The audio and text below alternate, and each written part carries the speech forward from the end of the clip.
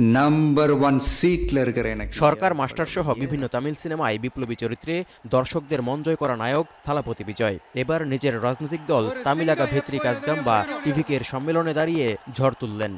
উণর্வுபூர்வமா উন্ময়া நம்ம பக்கத்திலே நிக்கிறவங்க মাদুরাইয়ের বিশাল সমাবেশে ভারতের ক্ষমতাসীন দল বিজেপির বিরুদ্ধে যুদ্ধ ঘোষণা করে লাখো জনতার মন জয় করলেন এই অভিনেতা।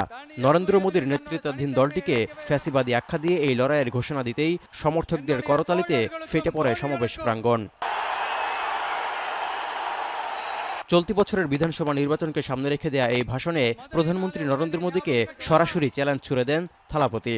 অভিযোগের আঙুল তুলে বলেন, ক্ষমতাসীনদের একগুঁয়েমির কারণে ভারতের শিক্ষার্থীরা ভুগছে। এমনকি তিনি আরও বলেন, একদিকে বিভাজনের হাতিয়ার হিসেবে ধর্মকে ব্যবহার করছে বিজেপি, অন্যদিকে গণতন্ত্রকে দুর্বল করে দিচ্ছে। তাই এই মুহূর্তে বিজেপি তার কাছে সবচেয়ে বড় আদর্শগত শত্রু।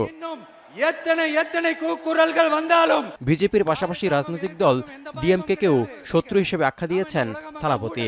তবে তিনি স্পষ্ট করে বলেছেন যে ডিএমকের সঙ্গে তার লড়াই রাজনীতির ময়দানেই সীমাবদ্ধ, কিন্তু বিজেপির সঙ্গে যুদ্ধটা রাজনৈতিক ও আদর্শিক উভয় স্তরেই। তামিল সুপারস্টার বিজয়ের রাজনৈতিক দলের নীতি সমাজে সমতা, মুক্ত চিন্তা, ধর্মনিরপেক্ষতা ও সামাজিক ন্যায় বিচার, যা বিজেপির ধ্যান ধারণার সম্পূর্ণ বিপরীত বলে দাবি করে আসছে দলটি। 2024 সালে প্রতিষ্ঠিত হওয়ার পর থেকেই বিজয়ের দলটি তামিলনাড়ুর রাজনীতিতে জনপ্রিয়তার হাতছানি পাচ্ছে। সমর্থকদের বেশিরভাগই তরুণ। তৌহিদুর রহমান, এখন বিশ্ব।